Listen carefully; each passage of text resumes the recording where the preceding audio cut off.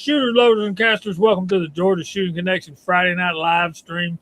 Got that comment section blowing up over there. Thank all y'all for being here.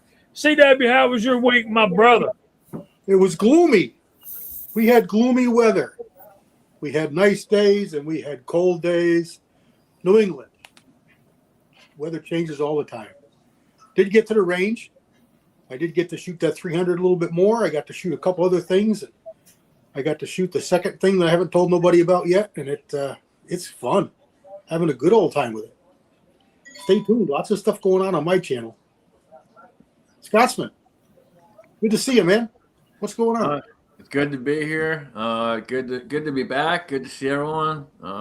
Holiday to everyone out there. It's been a long time. But yeah, we're back. We should be back pretty much most Fridays unless something happens for the foreseeable future. So good to be here. Good to be back.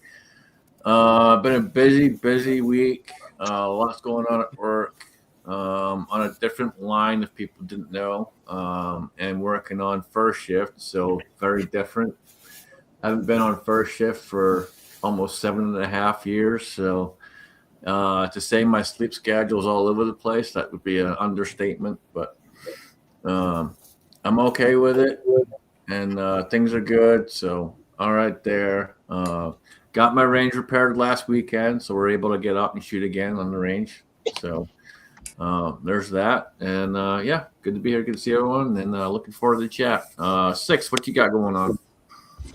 Oh man, it was busy. We shot last weekend, 3-day match. We got home. We had to get everything unloaded. I worked 4 11-hour days this week. Got up early again this morning. Drove across half of Texas. Picked up a couple new projectile launchers. I can't tell you about them just yet, but got those. Came back. We bought groceries. I mowed the yard. Oh, boy. I had to put a new air pump in my septic tank, so I've been busy all day. Sounds like it. Yeah. How about you, Andy? Like CW said, the weather just hasn't been too good this past week. It was cloudy, damp, most. Yeah, one warm day, and the rest of the week was out in left field, and it's going to be that way right through Sunday. I don't know about Monday. Didn't look that far yet. But I did pick up a new toy, 44 Magnum, and a single-shot rifle. It's a CVA Scout Takedown version 3, 20-inch barrel, stainless steel. And I've been playing with that the last couple of days in the basement and getting it cleaned and oiled and mounting the scope and stuff. I'm ready to kind of go with it. Tomorrow I hope to get in the garage and clean up the casting area a little bit. It's just such a mess in the winter. The snowblower is still in the garage, so space is tight, but I got to cast some bullets, so we'll make do. And that's it. I'm just I need 44 mag brass, which I don't need a lot of it, so I'm just. But I only had in my stash of pickups at the range. I had, I don't know, 90 of them, 80 of them. I didn't count them, whatever it was. So I got those all ready to reload. So I just need some bullets. That's about it, really. I guess looking forward to playing with that more the next few days. And I'm a fair weather shooter, so I'm waiting for the weather to break. And CW, I saw that Clifton advice you got. I sent mine back. I don't know if you've read my comment. Yeah. I didn't mount it, but I put on with clamps, and I put a rifle in it, and all I wanted to do was see how much holding power the device had. It didn't take much, and it started moving already. The ball to tighten the ball, it couldn't tighten enough. You couldn't go. There's a certain point it wouldn't get any tighter, and you could still move the device around. So I actually bought the real Avid vice. I think Viejo has that one. Yeah, Walter's got it. that's the one I wound up with because the other one wasn't secure, and the way it mounted, I didn't like it either. So Yeah, they must have improved it, or you got a lemon.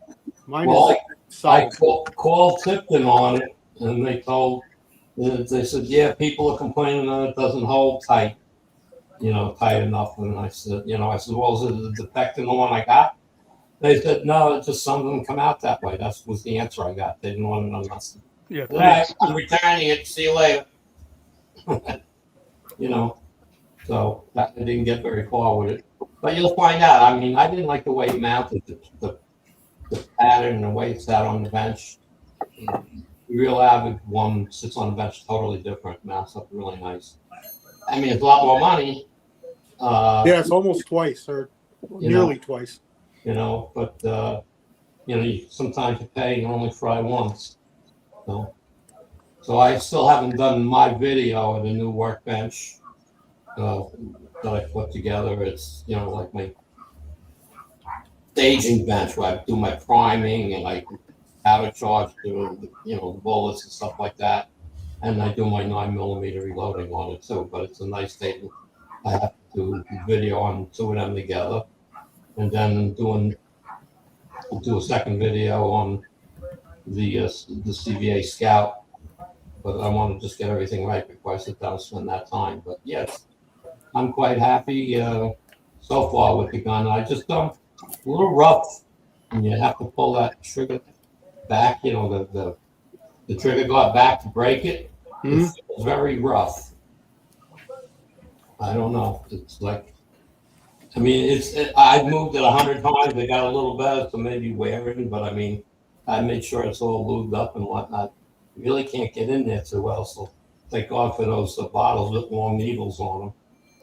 Get in there, get some oil down in there, and we'll see where it goes. But it's all the barrel cleaned up. Like I said, I took the big thinning rail off and cleaned out the scope mount screws and stuff, and put that back on with some blue Loctite. I don't understand why they don't do that when they build the gun. I mean, it doesn't take more than another minute to do that. So that's about it. Good deal. Mark, how was your week? Easy, I reckon. Not a whole lot going on. Found out how to 300 crush. all signed up and ready? You got them loads all ready? Oh yeah, it's all ready to go. It's all dressed up, nowhere to go. Yeah, it's I shot it a couple of times this week. And it's just a matter of putting more down range. I didn't quite have the load the way I wanted it, or I think I can do better. But Oh, that's called being a reloader. It's hard to think you got a really good load, but you can a little guy on your shoulder say, you can do better than that. I mean, for those of those that have never seen a Walter video where he goes out to the range and he's shooting and he gets this nice cluster, and then one goes way low left, or one way low right, or one way high right, or whatever it is, and you think, oh, I'm doing fantastic, and then boom, that one goes. And like, I know it ruins all day. And I do it every time, don't I? 3 shotgun, Walter. We all do it, brother. We all do it. Yep. I got a grand total of all the stuff I load. I think I've got one load that never fails, and that's a Lee bullet and a 41 mag that I shoot. That sucker, I could take a handful of those and throw them at the target, and they'd all go in a cluster like that. Just throwing them at the target. Well, we all want that recipe. I'll give it to you. The Lee 195 grain cast bullet with 9 grains of unique. It's funny. My 9mm power pistol load has never failed me yet. I've had all kinds of issues with other loads, but that power pistol load and 9mm runs like a champ. Power pistol's good stuff. I like it too. I use a lot of it in 38 Super. Well, let's get through the panel, and then we'll start talking about our reloading issues, which is pretty much going to be the theme of the night. We all got them. We just want to hear what yours are tonight. So, Kyle, how was your week, bro? My week was good. I had to work 6 days straight by myself, but I powered through it and managed to get a lot of reloading done.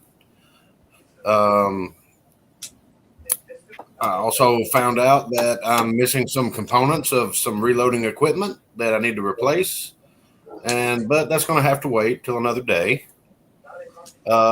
Just looking forward to working a couple of days and then having a couple more days off. So that's all I got. What about you, Walter? I had a decent week. I'd been struggling for the last 2 weeks with pulled muscle in my back, and today was best day I've had in 2 weeks. It hardly bothered me at all. Probably because I didn't do anything stupid all day. But, well, let me quit lying. I probably did less stupid stuff today than I've been doing. And let's see. I've been messing with the bullets that I cast out of that just really unique mold that this guy up here made for me and sent to me just kind of out of the blue. And I've got the 38 caliber ones shot. I loaded some of those wad cutters in 38 special and some into 357 cases, and they both shot really, really good, including the one that went south, because it always does. But pretty impressed so far. Today I loaded up the ones for the 41 mag and the 41 special they're going into, and 44 special, and I'm going to try to get those shot on Monday. And other than that, Ben, I was going to say that I spent a bunch of money, but oh man, my little Camry needed new shoes today. That blew all of my income tax money that I'd saved up. New sneakers. That'll do it. Yeah. So yeah, good week for me. Good day today. I was out there at the loading bench having fun and messing around with more of the 6-shooter Texan wad cutter. That's a great mold design. I'm telling you, I've got a lot of faith, Six, in the rest of these. I think they're going to shoot good. I hope so. I'll tell you boys right now, before we get to Rebel, I need a good 44 wad cutter mold. So y'all be thinking about that. We'll get to that later. Mr. Rebel, all quite busy over there working on something. How was your week, brother? It was pretty good. It's hard to get ready for the groundhog shoot with a bad knee, but I'm doing it. Sign up week is next week, all week. I've already been getting calls, clarifications on rules and this and that, whatnot. The same BS you always get right before a match. And hopefully I got enough help to get this thing set up, because I'm gimping pretty bad. But and right now I'm working on a little project. CW knows what it is. Two. The other Actually, project, Brian. Well, actually, the one project's been de-triggered and be sold as a barreled action. Uh-oh. I found out today, you know, as an unknown gunsmith, that on top of everything else, after the action was fixed, that the chamber's crooked. So if your bolt face is like this, and your brass is like that, or whatever, I'll just do this for the sake of demonstration. And it comes together, you go bang, whoop, it expands. Now you got crooked brass. That explains a lot after shooting this rifle. And I can tell people honestly that the action's been trued. There's slight fire cracking in the barrel. It's got a little life left. Blah, blah, blah. God help you, don't break the extractor, because it's a complete custom extractor. But it's a Remington action, and I'm going to move it down the road. I'll revisit that cartridge at some point because it's so very accurate. 6 PPC. But right now I'm working on a 222 Remington, and I'm hanging the trigger on it. I got the barrel all done and everything, and I wish I could show it, but I'm not going to. I bedded it. I can't show that. Probably one of the best bedding jobs I've ever done. Heck yeah. And it's Beauty. tight, dude. It takes two people to get this thing out of the stock. You didn't tape your recoil lug enough. Actually, I forgot to tape the recoil lug, and then I never tape it side to side. I just tape it on the bottom. I want it tight side to side, so I filed a little bit, about 3 thousandths off the recoil lug. I usually just tape And it front and yeah. sides. Yeah, but that's what I've been doing this week. So next Friday I'll be here, but I'll probably have to leave early because 4:30 in the morning comes early, and like Kyle says all the time, and that's what time I'm getting up to get over there and make sure everything's running right, get the food truck parked, and start signing them jokers in. You know, they'll show up before sunset or sunrise, and trying to get their spots. You know, so. That's the way hardtails will do you, man. Oh yeah. All right. That's right. We got all the way through the panel. So what I want to do first is show Andy's new toy, CBA Scout. You want to tell us something about that? You told us a little bit about it. This is chambered in 44 Magnum, and I'll let Andy go from there. Well, it's a CVA Scout takedown version 3, which gives the muzzle brake on the end and a fluted barrel. It's 20 inches stainless steel, single shot. Comes with the Piccadilly rail on top. I took it all apart, cleaned everything, remounted the rail, get the oil and stuff out of it. It doesn't actually eject your brass; it just lifts it out. You got to pull it out by hand. It has the back end it's all rubber back in there. I don't see the picture on the other screen yet. Okay, it's a rubber, buffer on the back of it, and it comes with a second cheek well. You can take this one off and put the other one on. It's a little higher if you need it. And that's pretty much it. That's pretty cool, man. I like it. It looks really good. Mm-hmm. Yeah, it comes apart real simply. Just move a lever on the forearm, pop that off, and it just comes apart like a shotgun. Tommy's got one similar. He ain't shot his much, though. He says it shoots okay.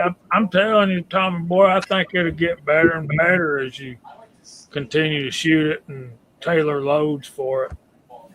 And that's the thing we do is tailor loads for our guns. There's some pretty cool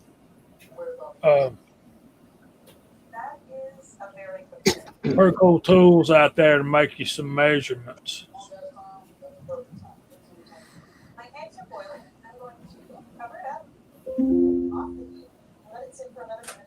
I never saw the picture come up, Jamie, on YouTube, so I don't know.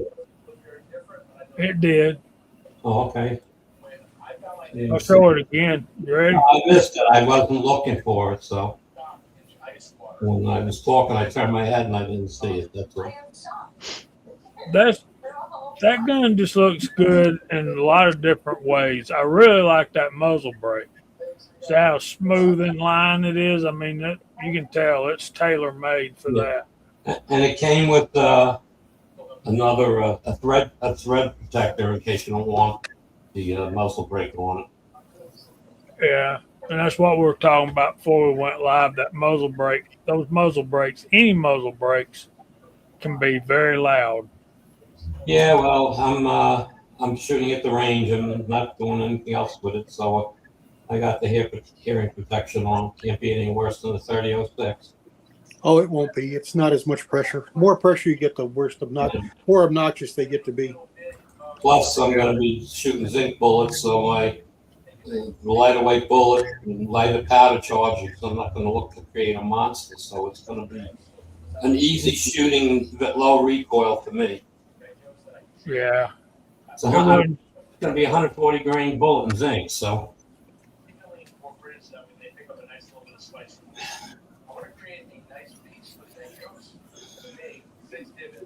Going to be a fun one for sure.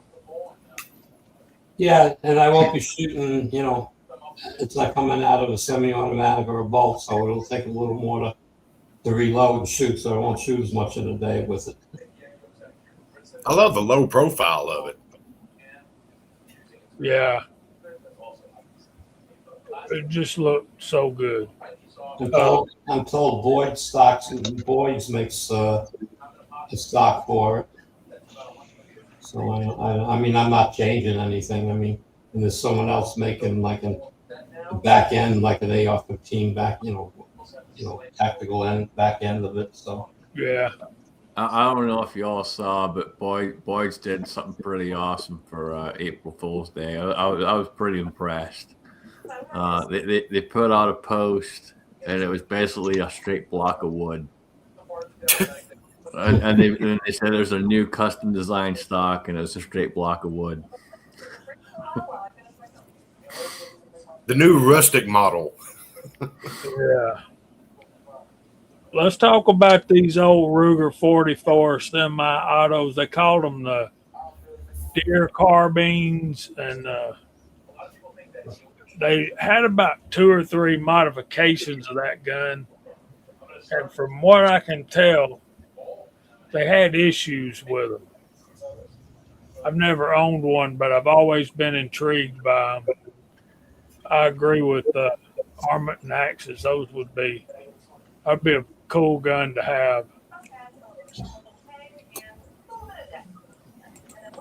The issues, I think, were the buffers. Over time, solvent and oil eats them up. And just plain recoil. They had plastic or nylon buffers. I'm not sure what the material was.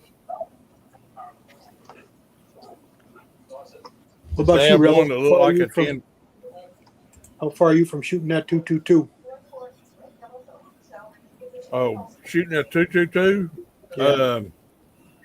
Well, I'm hanging the trigger on it now, and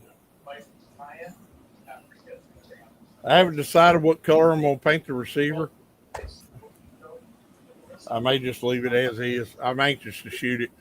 I got to clean it, and since you asked, Brian, there's a little something I want to share with y'all about from the guy that barreled this gun from me, and he's a bench rest shooter. He knows what he's talking about. When y'all get a new rifle,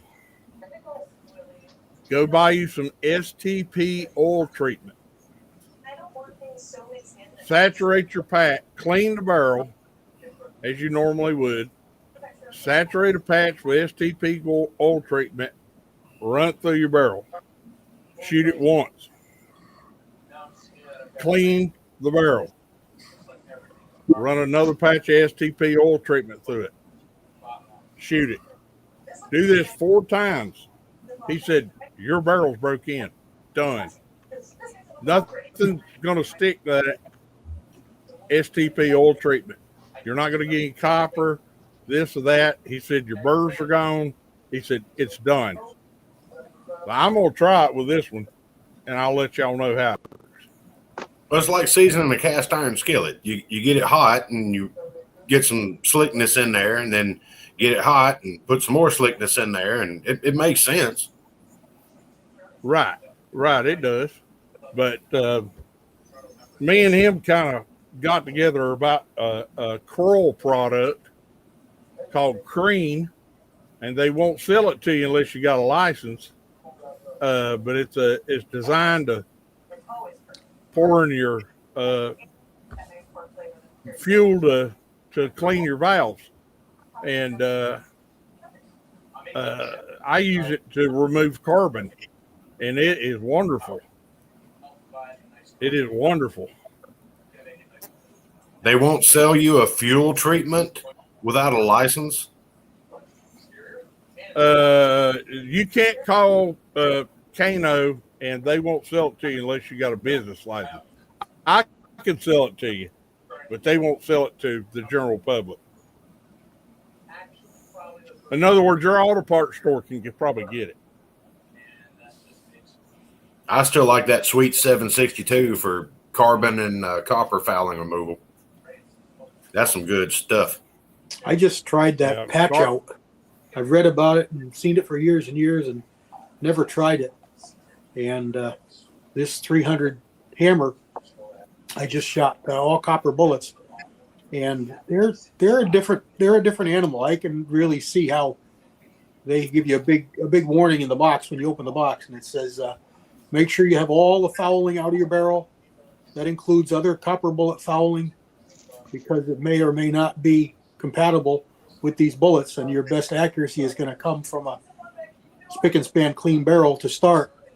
And I shot it. I shot about 30 shots, and I got home and I wanted to scope it because I had some pretty wide groups on a couple of the targets, and I didn't find excessive copper fouling, but it surely was copper fouled, and that patch out cleaned it perfect. I mean, nothing left with no brushes, just the solvent and patches. So I was, and it wasn't that many, maybe 15 or 20 patches. So I was pretty impressed with it. It's got the same smell as sweet. Yeah. It's that same ammonia smell, and those patches come out blue instantly. There's no waiting; it's blue instantly. Yeah, I was about to say, you're doing something when the patches come out blue. Yeah, it definitely works. Don't use a brass jag. Right. It'll make your 6mm brass jag a 22 in no time.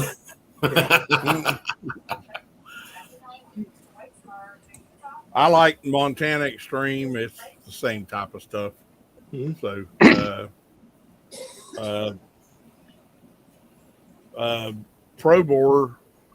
Pro Shot has got a copper cleaner product. I haven't tried it yet, but the Montana Extreme works pretty good for me. It'll knock your head off too. So, yeah, you shove a couple of patches in the muzzle end of your barrel and fill that thing up with sweets, and just sit it up against a table upside down in a bucket. You ain't going to lose a whole lot of the fluid, but let it sit there for about 25, 30 minutes. Pull your little plug out of the end of it, let it drain, start running patches through there. You'd be amazed at what comes out of there. Yep.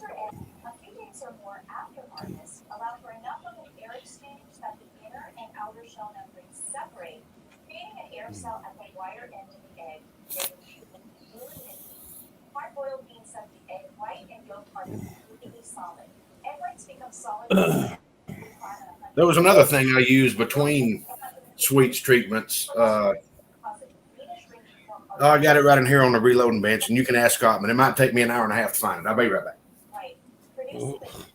I use Coral a lot. It gets under fouling, the penetrant, so I use it a whole lot.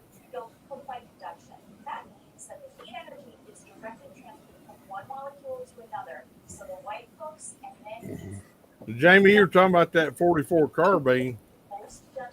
Those things have got quite collectible. Yeah, they have. And they got one that looks like a 1022 almost, a big one.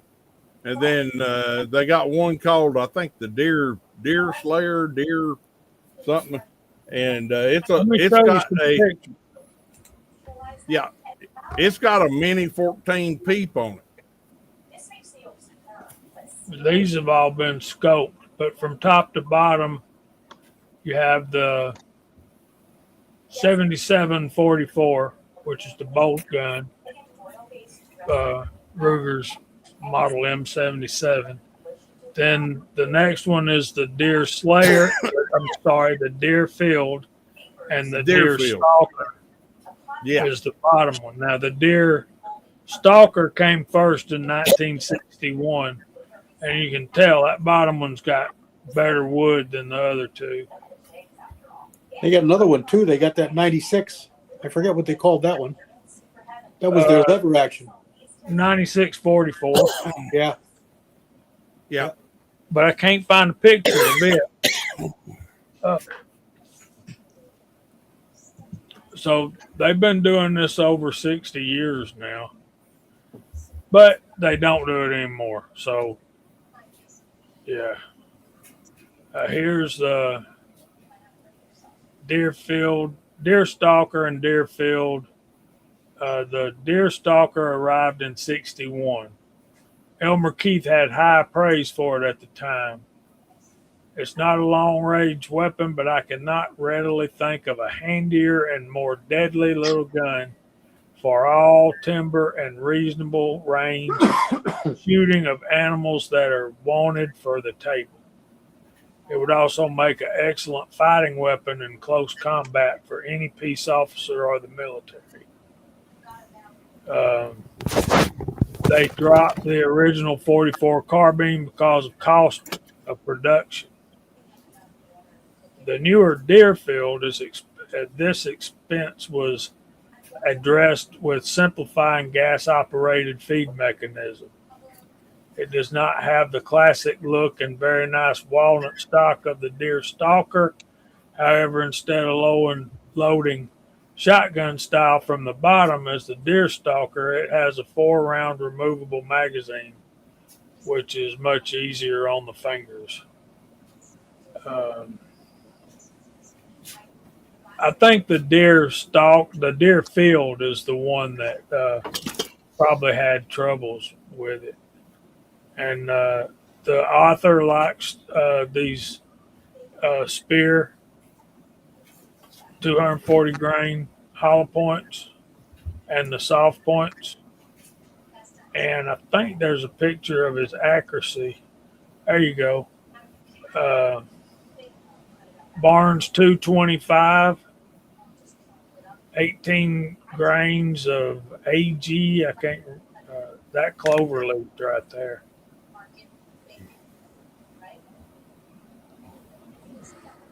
Anyway, they're nice little guns and they're very collectible.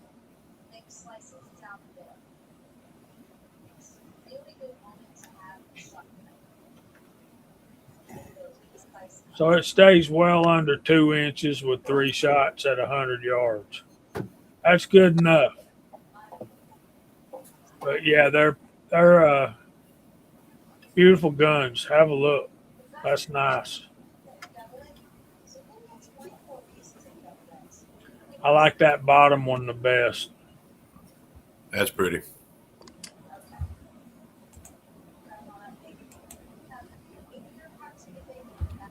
Here you go, Jamie.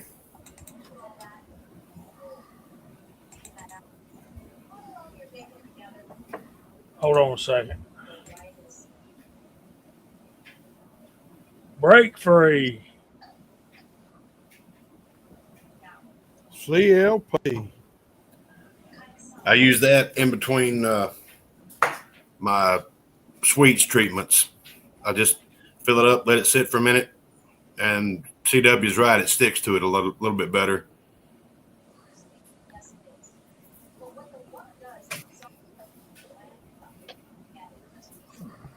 Ozark must be getting ready to do a little turkey shooting tomorrow. Hey, Ozark. All right, we're late to call out the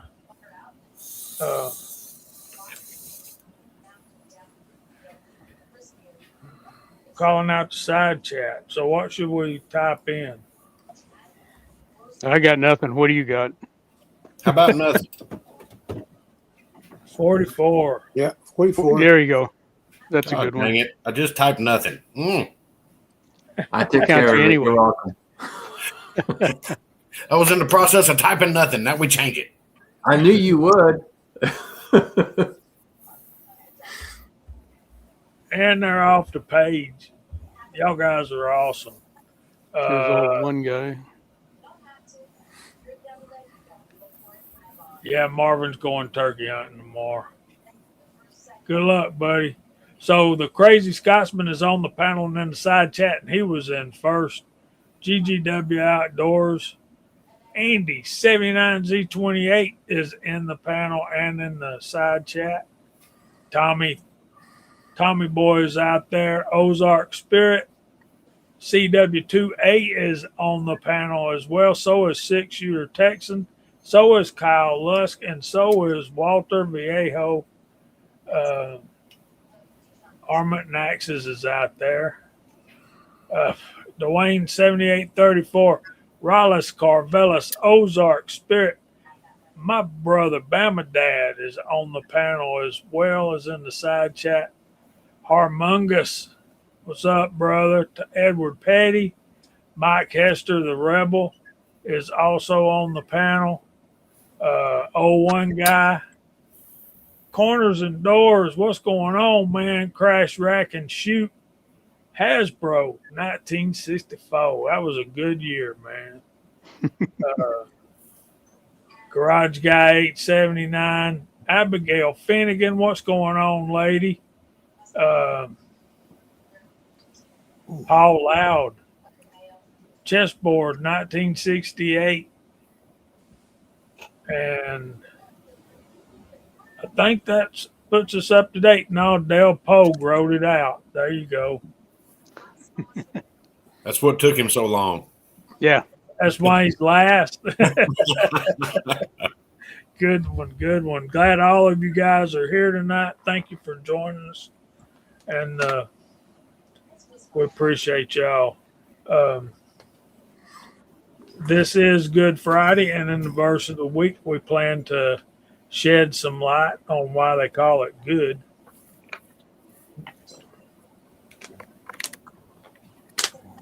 Because that's difficult for a lot of us. Yep. I'm gonna see if I can show y'all something. I doubt seriously that this was going to translate onto the screen. Golly. Abigail says she was with the Daywalkers yesterday. That's 100 rounds of 44 special. And you'd be surprised how heavy they are. 429, 421. 429, 244s. 200 and Gas check bullet.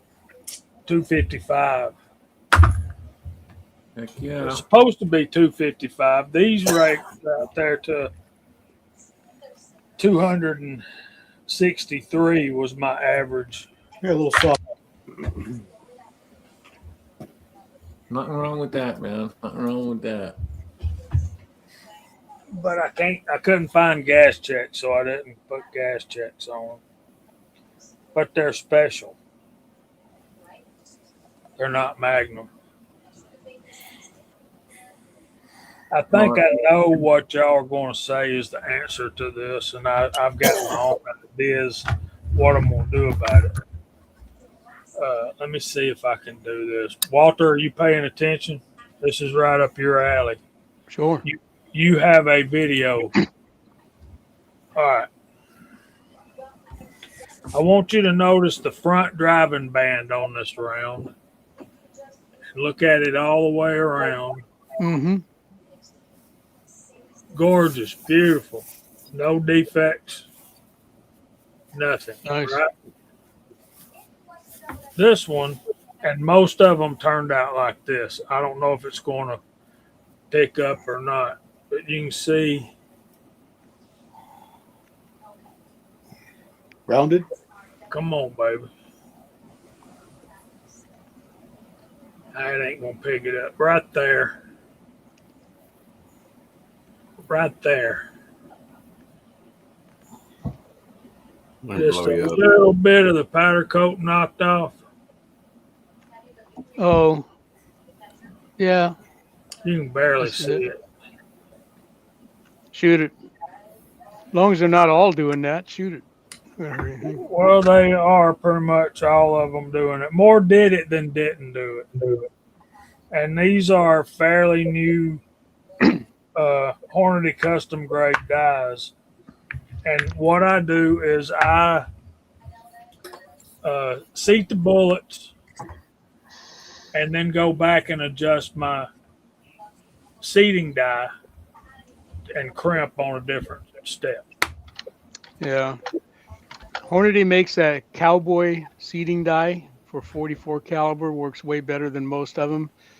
Even better than their custom grade, because most seating dies, the die body is tapered.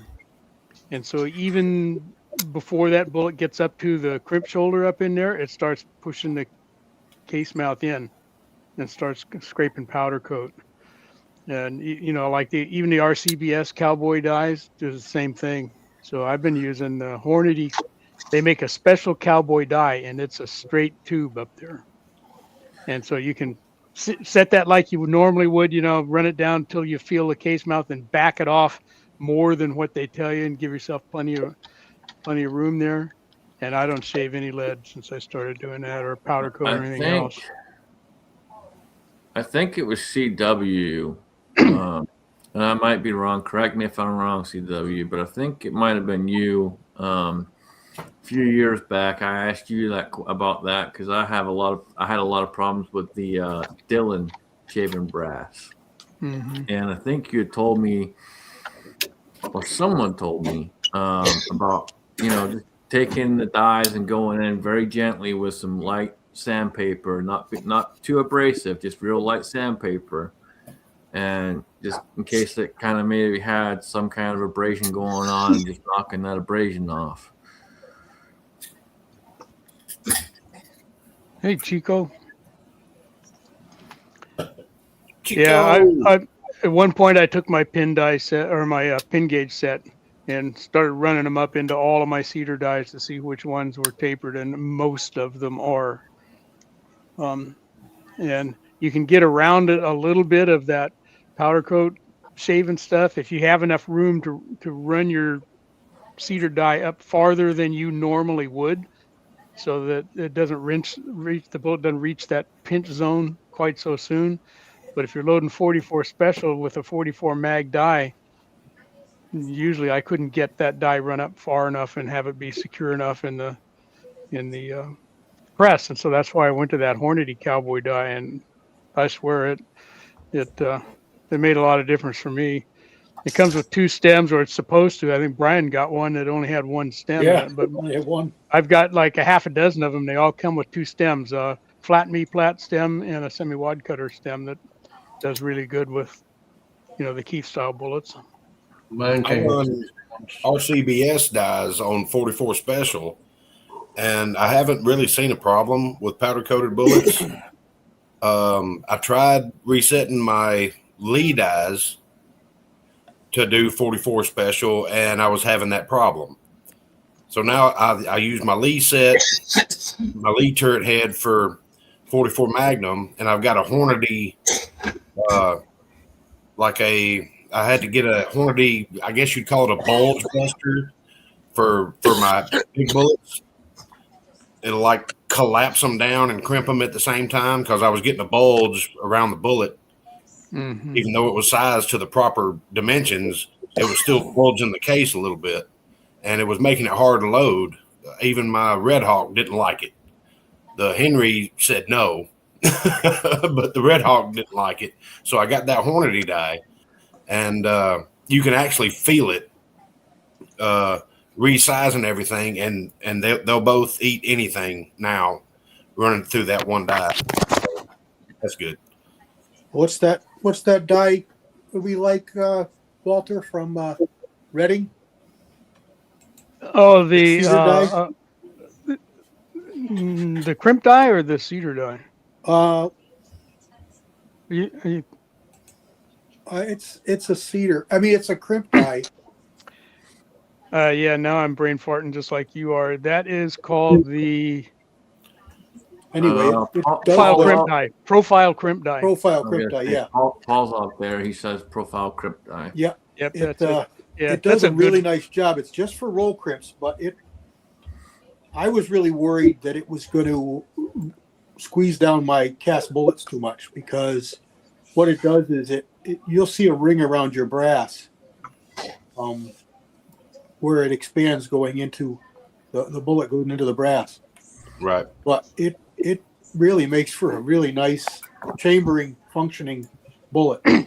And Yeah, I it have starts not had it any starts a problems. taper. It gives it a little Yeah. bit of a taper before it engages the roll crimp, and you can adjust it. I use that on some of my bullets that don't have revolver rounds that don't have a crimp groove in a bullet. To use that die, almost like a taper crimp die, up on the top drive band, and just don't engage the roll crimp, and it sits them in there tight. It's a great die. They're expensive. I went to and still use taper crimps a lot more than rolls. I reserve the rolls for really aggressive recoilers, heavy magnums, and I don't find any problem with it, and I find I get a little better accuracy. And I think it's because I'm not disturbing that coating at all or as much Well, I as a think you roll can crimp can. control a taper crimp a little bit more too. Yeah. You know, roll crimp. It's hard to measure. You know, Mhm. it's something that you can't put a metric on. You know, how much roll crimp did I give it? Well, I mean, you gave it enough so that it would, chamber. But how much after that? How much did you roll that over? You can't measure. It's hard to They're measure also that. not all equal. If you've used a bunch of different dyes, you'll notice that Hmm. different companies, roll crimps. Some aren't even rolls at all. They look more like a Lee factory crimp die. They just push it in a little bit, and you see an actual step in your bullet. Yeah. It doesn't actually roll it at all. It crimps it like a collet would. Yeah. So they're definitely not all created equal, and your best bet is always and will always be crimping and seating in separate steps. Yep. Yeah, Tommy I've Boy's got always a good believed point out that. there too. Yeah, I've always believed that to do it in everything in simple steps and separate steps. Years ago when I first got into this, I got into it from CMAX, and CMAX was huge on going slow, taking your time, and doing everything in stages.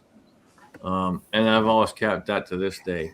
I still reload in stages, take my time, and always firmly believe in separate seating and crimping.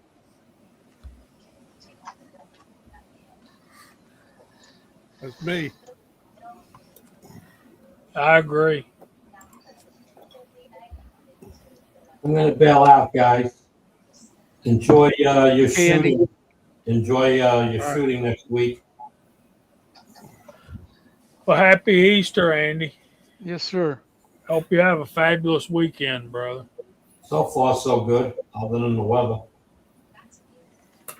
Get Yeah, the I feeling. guess we're going to get some rain on Sunday, but when it's going to be early or late. Earlier yesterday, it was going to be in the afternoon, Sunday afternoon, Monday evening. So we'll see. Maybe it'll get blown out. Maybe it'll get blown earlier. But that should be our only precipitation over the weekend. We can't buy any rain down here in Georgia. Good Lord. It is dry as a popcorn fart, and there's no precipitation in the future. Same thing here, and we need it. My eyelids feel like every time I blink, I feel like I'm standing my eyeballs. It's terrible. Dan they can- Somerville had a tornado yesterday. Wow. Pollen count of 500 is extremely high. Ours was 7,000 last week. I mean, it's ridiculous. We need rain like crazy.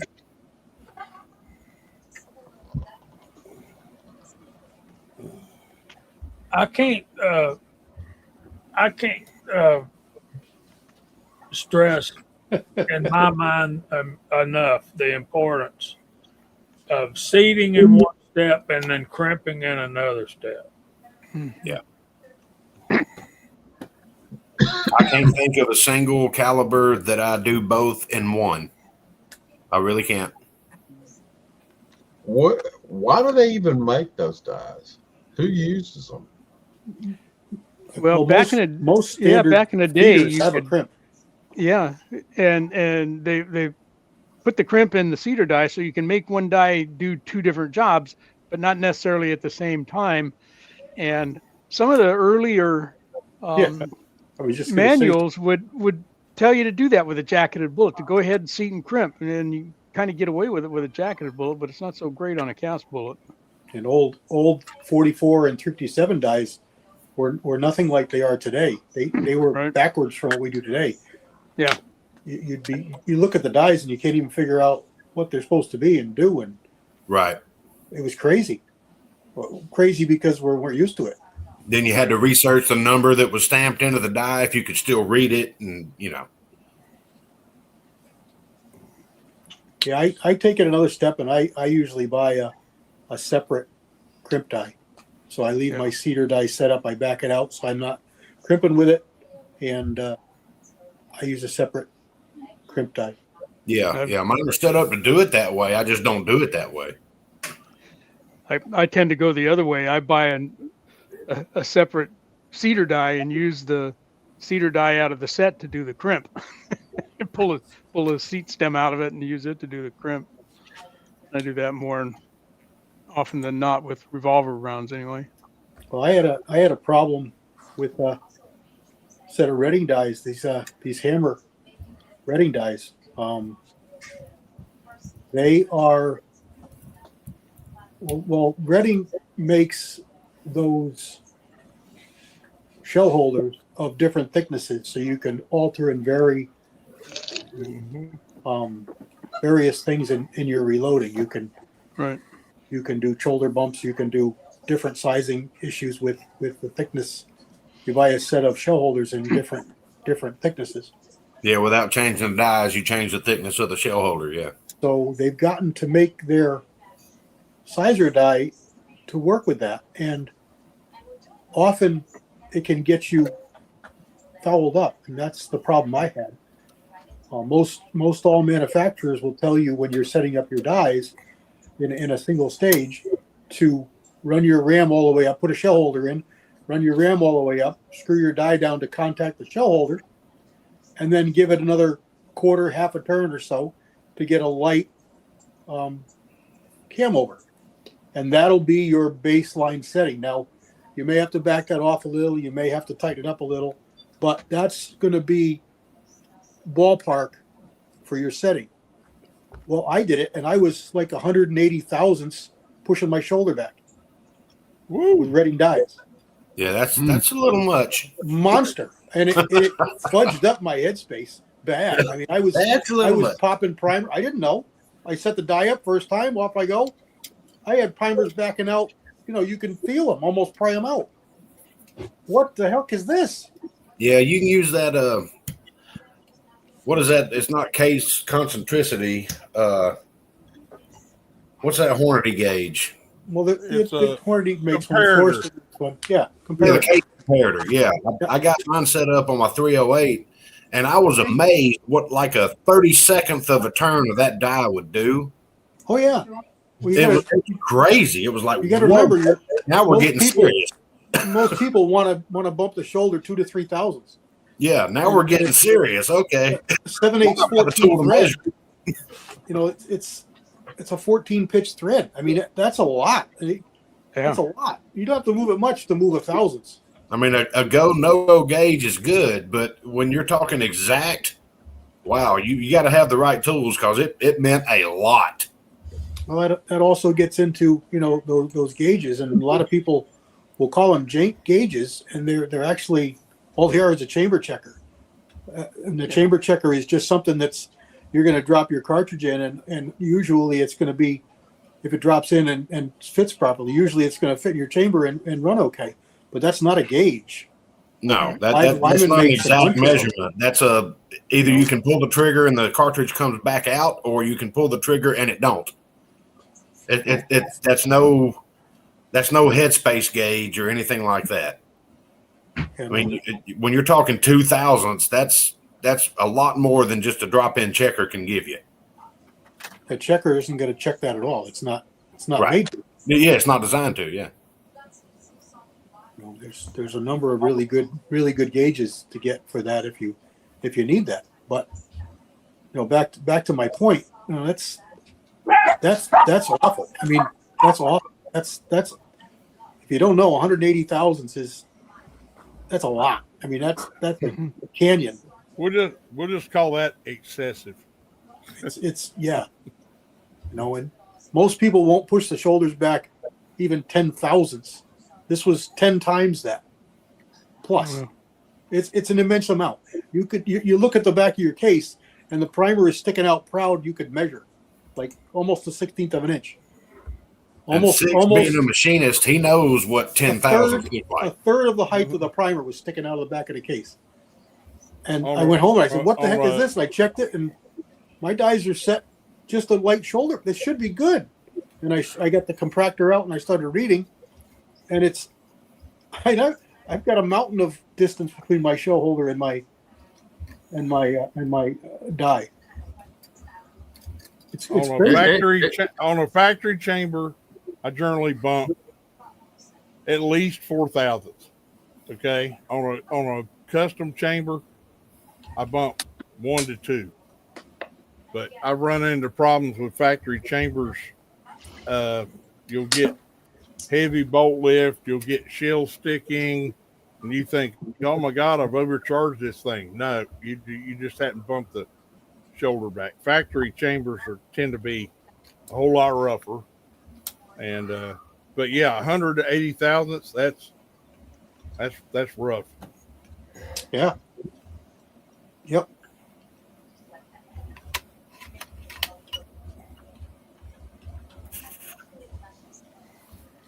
But it's not across the board, because I've got 2 new sets of dies, both Reading, and the other set is for the other new caliber, and that was set up exactly the same way. Run it down to the touches, turn it another quarter of a turn. It gives me a nice light cam over. I size the cases. No problem. They're perfect. So, I contacted Reading, and no, there's nothing wrong with that die. Well, yeah, there is. Well, no, you just need a different show holder. I got a Reading show holder. I buy show holders for every die set. Matter of fact, I got 2 number 10s. I didn't buy the, whatever it is, the $80 adjustable ones or the variable ones. Tension ones.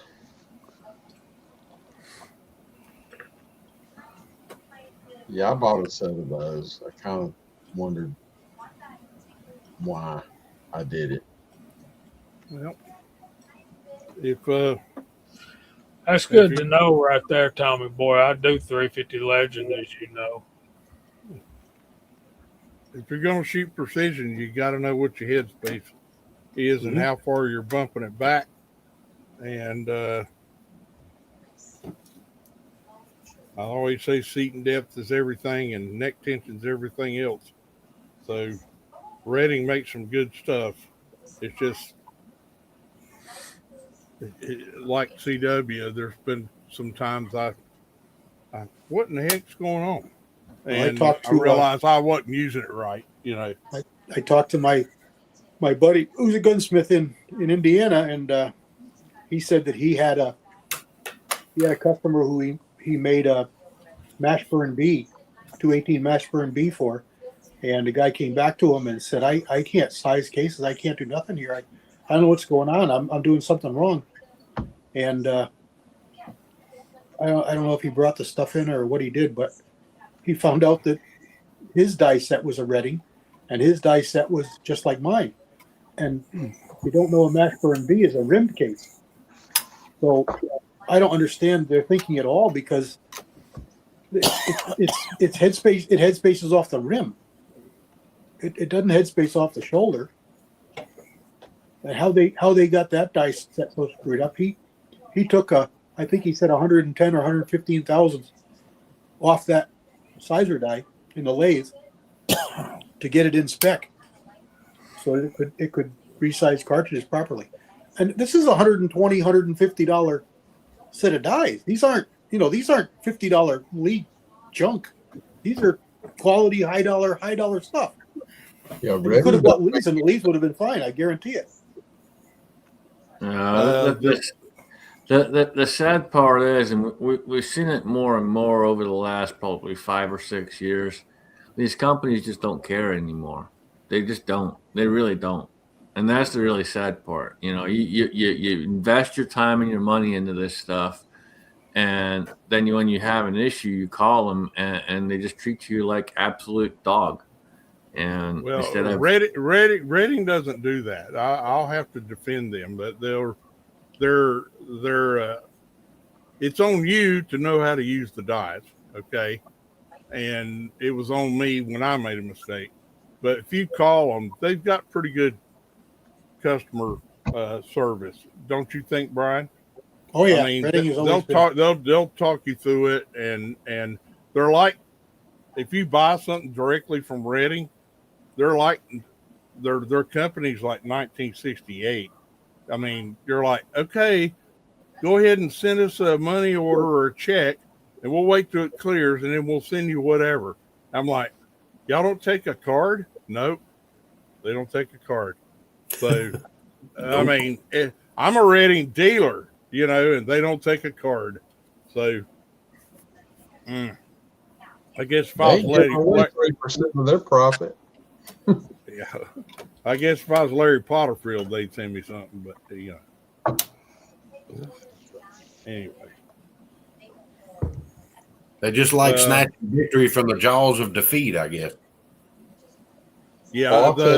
Now their competition dies, CW, which is another what, $100, $80. I bought a set of those for the 308 I had a Forester, which I really liked, but I wanted to try the competition, so I picked up the competition neck sizer and the competition bullet seater, and those don't do any of this nonsense. They size the 308s right. perfect. Yeah, you don't have to do the shell holders. Nope. You got micrometer seating and micrometer this, and I use a lot of the bushing dies. Yep. And the way you do that is you load around with your brass, and you measure it, and then you take 4 thousandths off of it, 2 thousandths off of it. Whatever you want for tension. Yeah. That seems like I've not got into those Redding dies, but if I keep shooting long range stuff, I'll eventually have to, and y'all know it. I don't. Well, you can do it. You can do it two ways. If you don't want to invest that, you can invest in a mandrel die, and it's you can make strong arguments for both ways. Ellie Wilson sells a nice little arbor press, and it's portable. You can take it to the range with you. I've got a Harold's that's portable. Yeah, I can load Harold's it to the range. really nice. Yeah. The only weird thing about it is if you're measuring powder, you better be someplace the wind can't touch it. You know, built a box around your stuff. Yeah. Look, I've got my partner just bought the $1,000 auto trickler. He didn't want to tell me because he thought I'd make fun of him. And I said, why do you think I'd make fun of you? I said, I'm envious. I'm green with envy. It's you can buy it together and it's like $1,200, but you buy it separate, the scale and the auto trickler. The auto trickler's out of Canada, and then the scale's like a medical grade Japanese scale. I can drop a grain of powder in my OHAS and tell, okay, I'm heavy. He can tell you how much heavy by the 100th of a grain. And who am I to make fun? I mean, you know, he sits that there. Would drive me insane. No, you set it, you calibrate it, you put the dish in there, mash the button, it throws a load of powder. You put it in the case, do whatever you need to do, however you decide to do it. And when you put that dish back in there, it throws another power charge. And it does it for until you cut it off. My RCBS is that. Yeah, No, RCBS. I agree with Fuzz is out there in the side chat. I agree with Fuzz, man. If you can find old used dies, that's a great way to go. I've bought tons of used dies off of eBay and Gunbroker and places like that. And Oh yeah, absolutely. had Yep, me nothing but too. good luck. You know, buy the used ones. You know, High yeah, quality, you may have a high little quality bit of used cleanup. ones. Yeah. You may have a little bit of cleanup. I've had to take a wire brush and all the rest of it, but honestly, you're way better off, man. Oh, I got a set of Hollywood dies up here. Yeah. 270 dies. Yeah. Hollywood. I mean, I didn't even know that was a thing. You know, Lee makes a, We ever did right there. I got one Lee of makes those the new ones box too. now. Put it away. Yeah. they make a box now for their hand press. Yeah. So it There are makes it new really handy to 6 take it. cavity molds come in a box like that too now. Yeah, it makes it really handy to take it to the range with you. I got my 22 sizers in here. I got, but it works out really good. I got both my dies in here. All my shell holders, my pins, they all fit. Mm-hmm. The I made a little- plate to hook up my trailer hitch for from a It's nice. Snaps together little close. 4-hole turret press. I can just plug it into my trailer hitch on my truck. Was right in my range bag. It's a good deal. Yep. And I'm not a Lee guy. You all know how I feel about Lee. Mm-hmm. And it's not that I don't like them. It's like I don't like some of their stuff. Some of their stuff is Yeah. really good. That hand press locks up pretty tight too. I was actually surprised. I had one years ago. I still have that older one, and then they came Yeah, out with the new one. It went on sale, and I said, "Oh, I'm going to buy one and put it on the shelf just in case." And Yeah, I've this is ended my up third or using it fourth now. one. I've sent a couple of them to you guys out there. Yeah. Some of you people Yeah. have my presses out there somewhere. I've sent them to somebody. Yeah, I just Yeah. don't like their customer service. No, that's my right. only issue. It's They treated Yep. me. They treated me badly. It's and never that the put a same. bad That's taste what in my that's what's mouth, and that bad. was it. It's never the same. You know, some of them, where's your receipt? How long have you had it? Oh, you got it. You got to pay. Other ones are like, yeah, whatever you need. Okay, we'll send it in. We'll send it right out to you. Yeah, No problem. Exactly. You never get the That's same my service twice. No, That's my like experience. Curly's gone, and it's awful. I've called Dylan. I've called Lyman. Hell, I've called a bunch of them, PBS? and I've never had a single problem. I called Lee multiple times over the years, never had an issue until I called him with that one press. And for whatever reason, on that day, guy just wanted to be a complete, and Yep. that was enough for me to say, you know That's your what? receipt. I'm done. That's your receipt. I'm done. Receipt. No. Yeah, Yeah, he keeps a Caldwell receipt. gave me the same run around on my chronograph. They were like, "Do you have the receipt?" I'm like, "Hell no, I don't have the receipt. I shot the damn thing." Dude, I called Caldwell about a rubber foot. So I got the Caldwell shooting stand, and I called them because I'd been trying to find a replacement foot for the damn thing. Couldn't find one. So I finally called them and said, "Hey, I've had this thing for probably 3-4 years, maybe longer, and somewhere I lost a foot." And they're like, "Oh yeah, we'll get one out to you in the mail." So they, like, all right, cool. I get a tracking number, and probably a month goes by. I'm like, "Hey, I still haven't got this," and they're like, "Oh well, something happened. We'll resend it." So they resend it. I get another tracking number, and probably another 2.5, maybe 3 weeks go by. Still haven't gotten nothing. So I sent him another email. And the guy's like, "Dude, I'm so sorry. I don't know what happened. I'm just gonna send you a whole brand new unit." I got a whole brand new freaking unit. All I All they called did was was give for you the was a runaround. rubber foot. They gave me the runaround, and I was like, "You said that I could shoot it once. You give me a one-time pass." Well, I shot it. Well, do you have the receipt? No, but I can show you the YouTube video where I shot the damn thing. They're like, "No, there's nothing we can do." I said, I've had it for like 2 years. That's when you say, "Uh-oh, you're not gonna like the next video." Right. I've done that before, man. I've literally had to call people up, be like, "Hey, look, I don't care, man. I say it how it is when I make videos." And Oh, you make videos? Yeah, I make videos. So I don't have the biggest subscriber count, but I make videos and people watch. Well, I mean, if you put something up there, in this community, and you say, hey, I know that maybe they're not always like this, but I got the piece of junk. Let me show you what happened. I might try it again because I failed to inform them that I shot my chronograph on July the 4th. What kind was it? It was the Caldwell. It was when it very first came out, where it Bluetooth to your phone and all that stuff. Hey, So it's their version of like the Magellan or. hang on. Yeah, that's their pro chrono. Yeah. I can still read you off the groups and everything.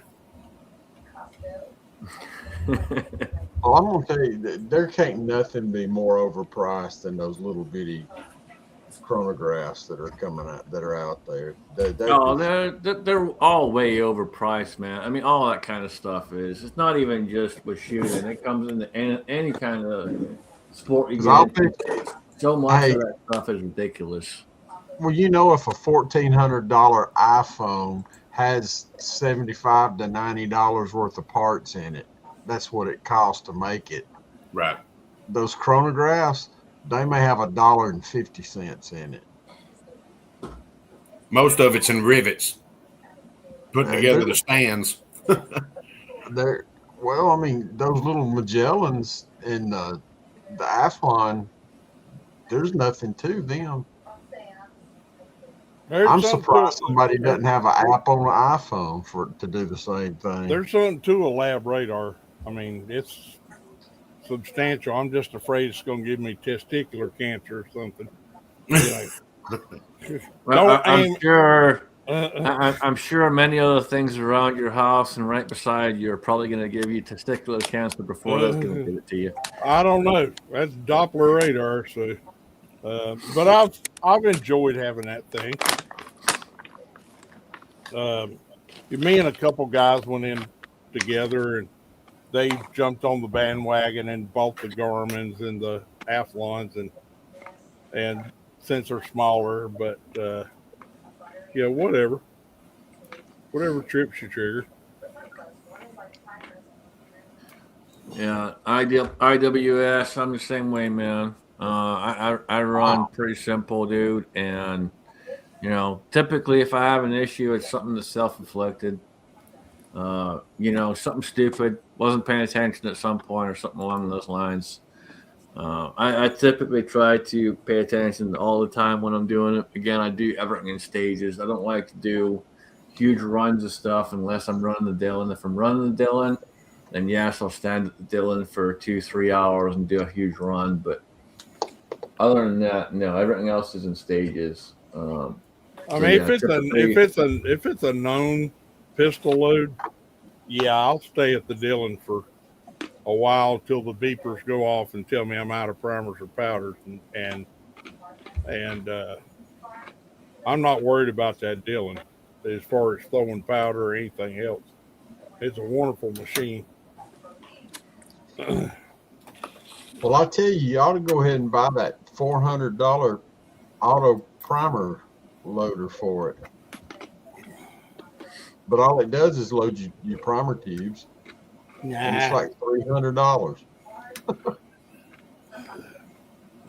So I never had the Pro Chrono, Mark. I had the original Caldwell chronograph, and it ran fine for like a year, almost 2 years. I didn't have any problems with it. And then I went out to Daniel's one day, and we were both shooting. And I was shooting.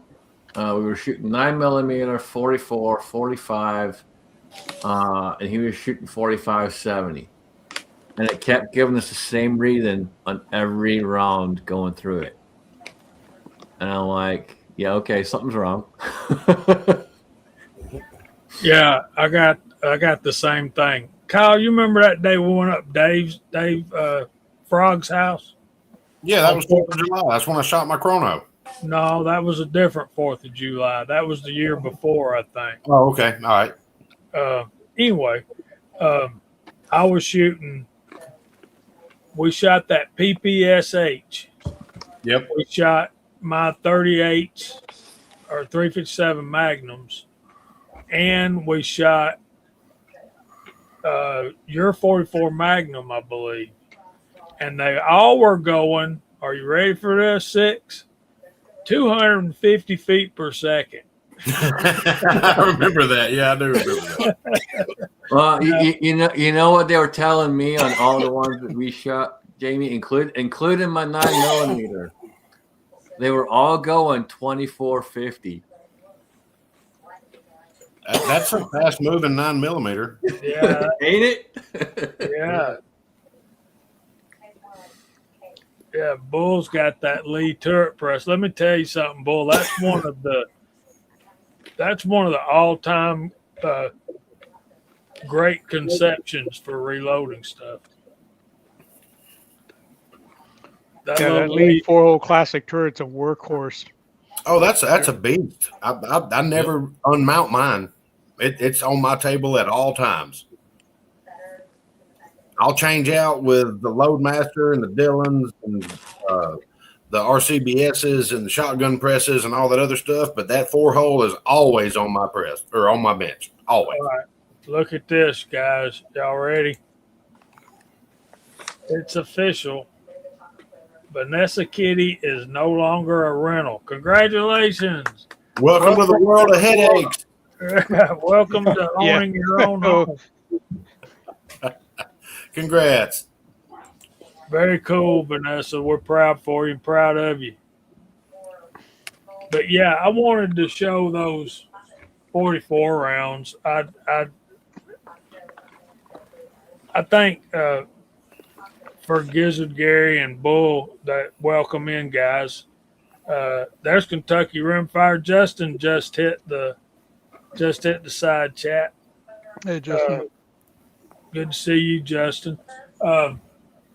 I wanted to ask Walter and the rest of you guys about that, but I think the biggest takeaway so far for the night is no, wait a minute. I will get to that in a minute. But the powder coat scraping on when seeding, my initial thought was just to buy a Lee Factory crimp die and be done. You don't like those, Walter? No, I don't like the Lee Factory crimp die. Especially not yeah, I've used it, but I think it's one of the worst things you can do with a cast bullet. Your best bet is take the cedar die you have and run it out of the press as far as you can to get away from part of that funnel shape that's up in there. It's not huge, but it's enough to start mashing the sides of your expanded case mouth in before the bullet's seated. You pull it all the way out of there as far as you can. You still got to get it locked down tight. Well, this happened during crimping. It happened during crimping. Yes. Yes, seating the bullet was not an issue. The problem happened during the crimp, and it's a roll crimp, and they were perfect before I crimped them. How thick is your powder coat? Yeah. If your powder coat is really thick, that can cause you headaches, and you don't even realize it. And for the same reason, and we're using a seed die to do the crimp. You're using a seed die to do the crimp. Yes. So I mean, it could still be that same issue. Yeah, good. But there's no way to. I mean, Yeah. If you're crimping, there's no way you can pull a die out further. You got to have it down to where it's supposed to be. So my suggestion is get a different die. And we talked about this. Let's. What caliber are you doing, Jamie? 44. Let me look at my turret setup. Hang on a second. And this is what we think would be a potential.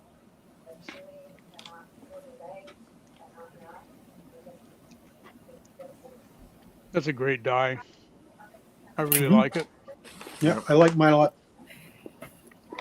And Yeah, they that come worked in out well. a host of different cartridges. Hmm. They start at 32 Smith & Wesson long. 3 pages of them. Yep. Go up to 500 Smith & Wesson Magnum. Yep.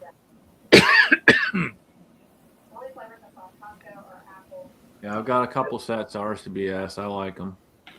This is Redding. Oh, Redden. Okay. It's Right, Jamie. I had the same problem. I'm running a Hornady sizing and decapping die. I'm running a Lee seating die, but then I have a Hornady, I guess bulge buster or whatever. flare die, maybe. No, it's not a flare die. It reseats or resizes the entire case, and then I run it in through a Hornady roll crimper on the 4th stage, and that works out great for me. The 3rd stage on a 4-hole Lee turret, I powder charge separately, right? So my 3rd stage, instead of being, my setup is mixed up, but it makes sense to me. The 3rd stage actually reforms the case back down to where it should be after the bullet's already seated. Because mine was, when I would crimp it, it would shave some powder coat off of it. So I ran it through this die to resize the brass down to the bullet, especially with them big fat taco bullets. And then I'd run it through the Hornady roll crimper as the last thing, and I hadn't had that problem. I'll show them to you. I want to see if I can understand something here, Jamie, because it's not making sense to me that the crimp stage should be shaven lead. That crimp ring shouldn't be touching anything except the brass. Should not be touching the bullet at all, until it starts to bend in a little bit. And And it shouldn't be the only moving way, the bullet. right, exactly. That's what I was going to say. You shouldn't be, it's hard for me to figure out how it is shaving powder coat if it's not pushing the bullet further down through the case mouth. So what is going on up there? It's not making a whole lot of sense to me, unless you're over crimping or something, maybe. But it didn't look like you had a real strong crimp on that one that you held up there. So I can't quite fathom how that's happening. It's not making sense to me at That all was either. my initial thought too, Walter. So I backed it out a little bit and still did the same thing. I'm like, Yeah. go ahead, 6. Did you take it Uncle apart Bob's and here. clean it and check to see if there's a burr or something up in there? I think that's what it is. I need to get me some Q-tips, and I think it's a burr in that. Mhm. That's die. a good thought too. Because it's always on the same spot when you take Yeah. the foot out. And Because otherwise, it just didn't make any sense that should happen on a Yeah, crimp they stage. shouldn't touch that at all. It's always The in the bullet should same go place. It's right in there. Gotta be the die. yeah, I think so too, by my dad. What were you saying, 6? Saying it shouldn't touch that bullet at all. That should be clearance through there for that. Yeah. It should be a ring on the inside that only touches the brass and pushes it into the crimp groove on your Mhm. bullet. It's rolling it over past. So you are crimping in a separate step, right? Always. And that was the next thing. It's a 44 special 44 Magnum die. It does both, Justin. And it's only about it. Yeah, I got to get me a bore scope, Tommy boy. Folks got to, Disassemble it and look in it. yeah, that's what's going to have to happen. I need to get me a bore scope too. I've got one you can use, Jamie. There's the real Uncle Bob late up in here, man. Wow.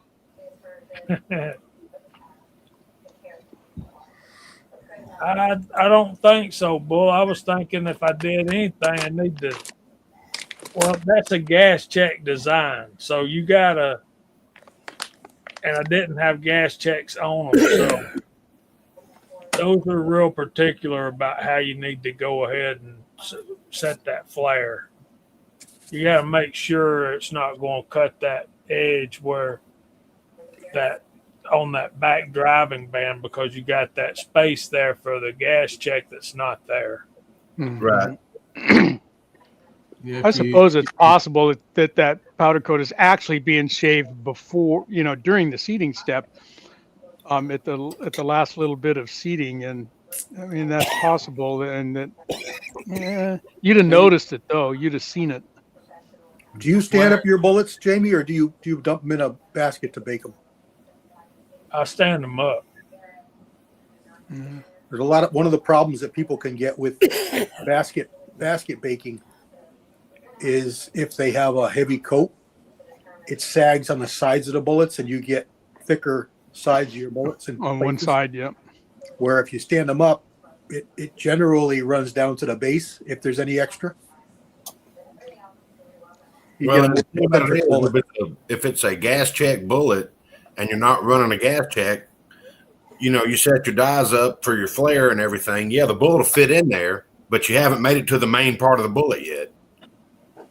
So it could shave it off there because the flare is just not quite enough. It's enough for the bullet to sit there and be happy. But that's what I ran into on some of my 44s that I loaded up earlier this week. They were sitting there happy, but as you seeded them, it would shave off a little bit, and I flared it out just a little bit more, and everything was happy. I very rarely even see shaving when I'm putting on gas checks. And that's way tighter, more constriction than seeding a bullet. Right. Well, what I'm saying is, you set your flare where you can the bullet will sit there happy. If it's a gas check bullet and you don't have a gas check on it, it'll sit there happy when actually the flare needs to be a little bit bigger to accept the main part of the bullet. Yeah, it'll actually sit down. I don't know if I'm explaining that right. It'll sit down in farther, or it'll wobble around without a gas check. I think. Let me address this comment. Bull saying very soft lead and a tight sized bullet. It's not soft lead. I think it may be on the verge of too hard for handgun. It's probably 14. It's soft as 12 BHN, but it is sized at about 0.430 and maybe a half. Not quite 431, but that's not too big.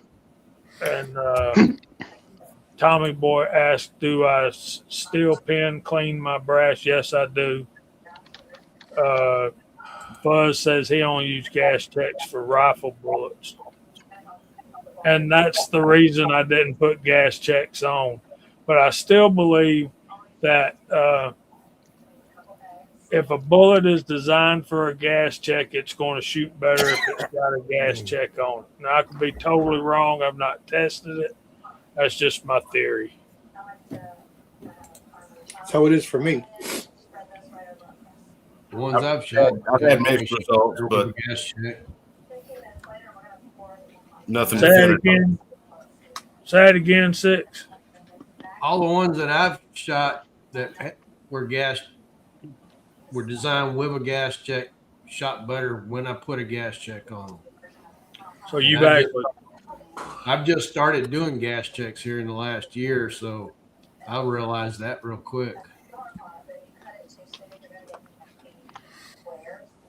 Yeah, I think that little ridge where the gas check fits probably does create some turbulence around behind that bullet, and particularly then over a longer distance, it's going to be an issue. You might not notice any difference if you're 30 to 50 feet, but if you're out past that, I bet that does have an effect on it. So this is 44 special, Jamie, and it's what, an RCBS set, a Lee set? It's Hornady dies. Hornady custom grade. They've got that floating cedar stem. in your set? It's got that jacket that goes up and down. Yeah. And that could be it. I mean, it could be getting stuck, but I don't. Comic Boy could be right there. They may have pinged over the mouth, but the brass has never made it up to the point where this is scraping. I would have to ask Daniel because Daniel's the only one I know that uses Horny dies. I don't know anyone else that does. Well, I do. Yeah, I've got a few. I've got a set of the cowboy ones, and that stopped a lot of my problems with from the 38s. They're different than the new dimensions, though. Yeah. Well, these are custom grade 44 special 44 Magnum. And with that, we're a minute late for the verse of the week. Are y'all ready? Let's get it on. Come over here. Before you get there, Jamie, you gonna explain Good Friday, or are you gonna do that after? That's what this is about, sir. So hopefully the answer is during. Okay, I'll keep my mouth shut. I'll shut up.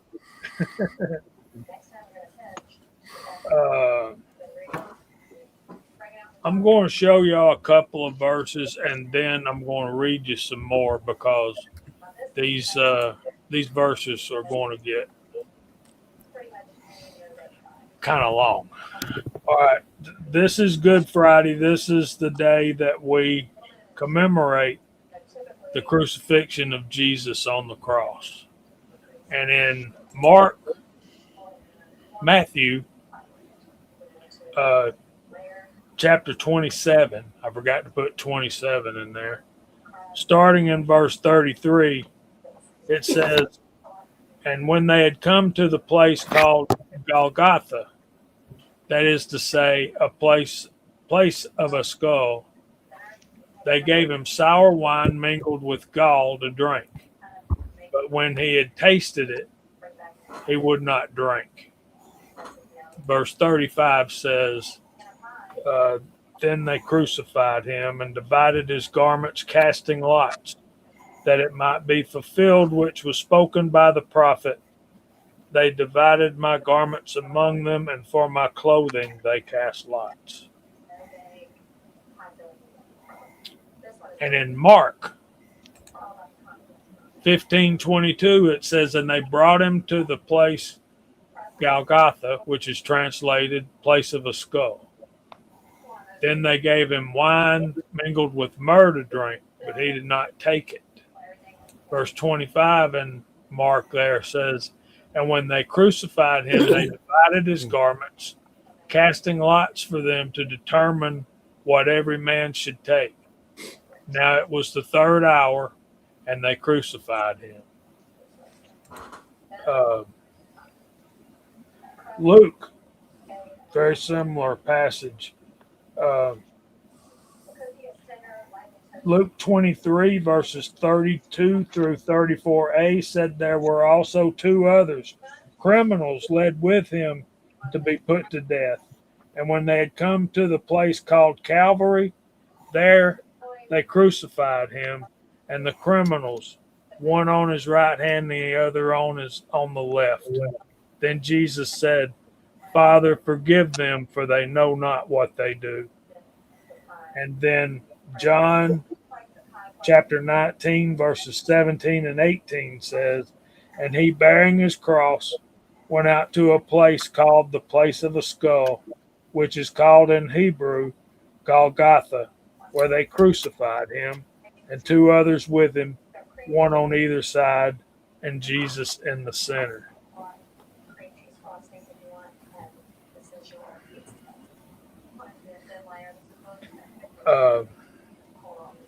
First Timothy 2:5 says, "For there is one God and one mediator between God and man, the man Christ Jesus."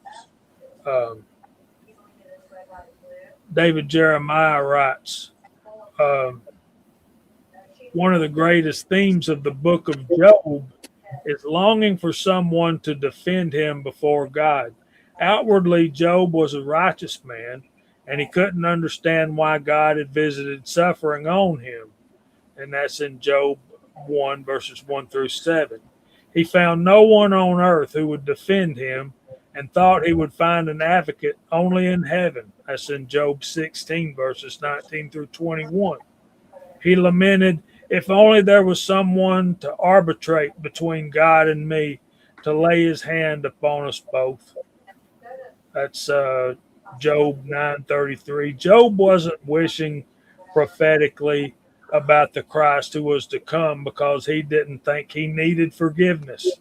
Did y'all hear that? He didn't think he needed forgiveness. He only thought he needed an advocate, a mediator, an intercessor, someone to plead his case for him. But as it turned out, Christ became all of that for Job and every sinner since needed. First, by his death and resurrection, Christ paid for sins. Then he ascended back to the Father, where he occupies the role of mediator, 1 Timothy 2:5, advocate, 1 John 2:1, and intercessor, Romans 8:34. Give God thanks today that Christ defends you against any condemnation based on his righteousness, not yours. Martin Luther said that the saved are singled out, not by their own merits, but by the grace of the mediator. And they reference Romans 8:31 through 34. If we have time, we'll get back to that.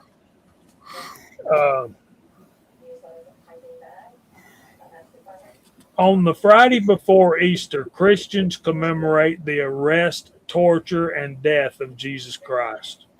When you think about it, calling this day Good Friday is a little strange. There are somber church services. People fast. In some countries, there are processions through the streets that carry a decorated coffin. By almost any measure, it sounds like the opposite of a good day. So what is so good about it? Turns out the answer depends on whether you're asking a language scholar or a believer, and both have a compelling case to make.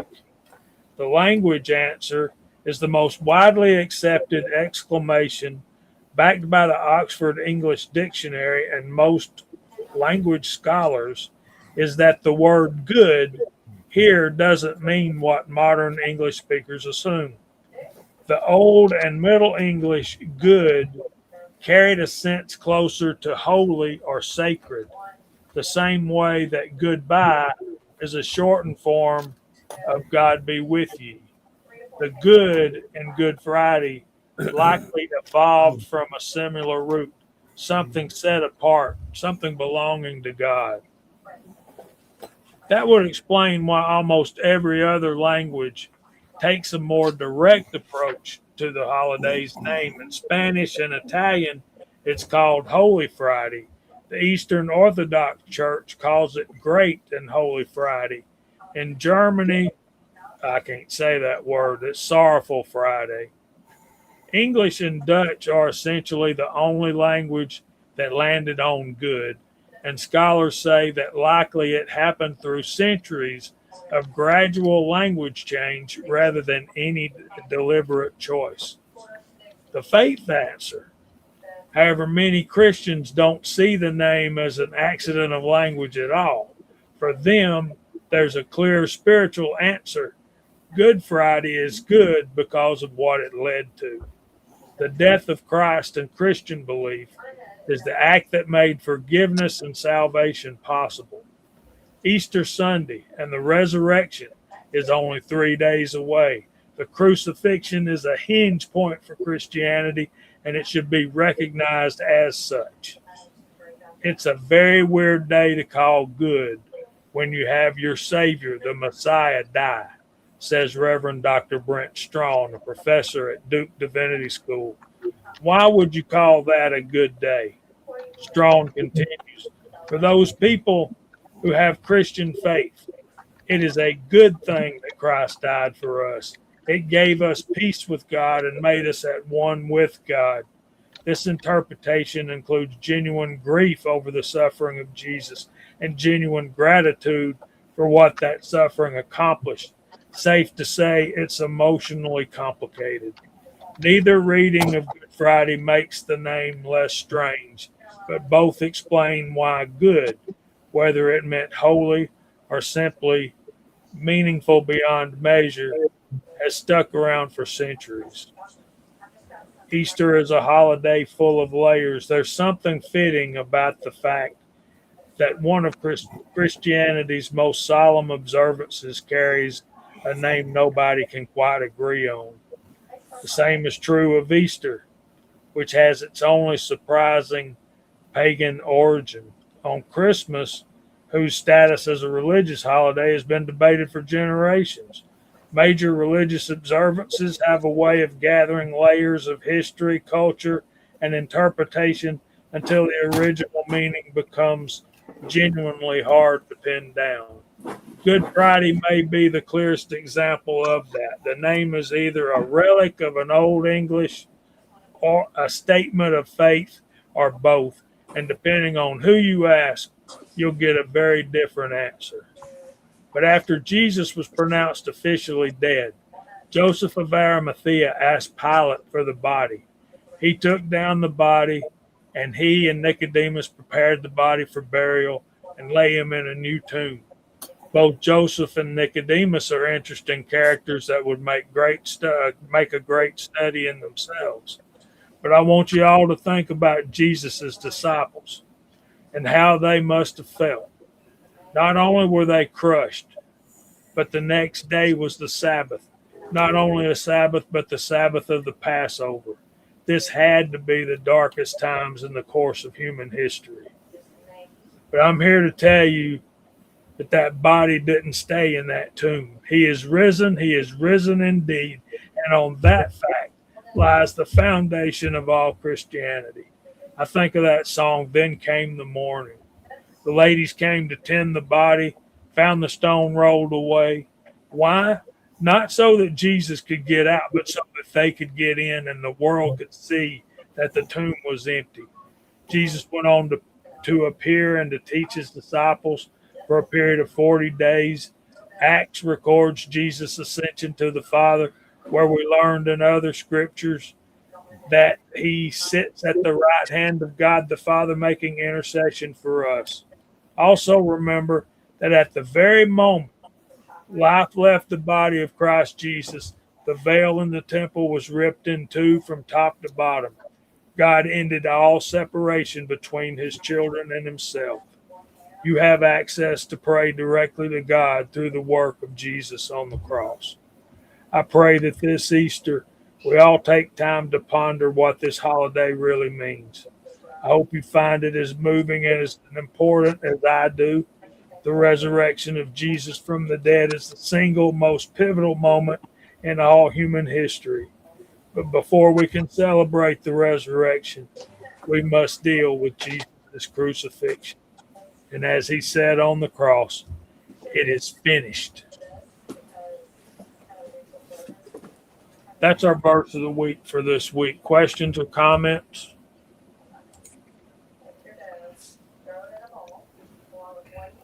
Every time I sit down and think about what was happening, it was such a horrendous scene. It was brutal, and it must have just been devastating to watch. For the disciples that were there, and for Mary. I can't hardly imagine it. Sounds like something out of the Goodfellas or something. It just an awful scene, and to have that turn around and turn into the best thing that ever happened to us it's a kind of a tough cookie to swallow. It's Very powerful. yeah. Great job, Jamie. Thank you. Some of that was David Jeremiah. Other was from another article I got. At the end, I wrote myself. Good on you. Tim S. Try Isaiah 53. And that was probably 400 years or more Mhm. Probably closer to 500, wouldn't you say, Walter, before Jesus was born? Isaiah. Yeah. What else was happening back? Yeah. Yeah. Yeah. 500 The years. the Jews were in captivity in Babylon. Yeah.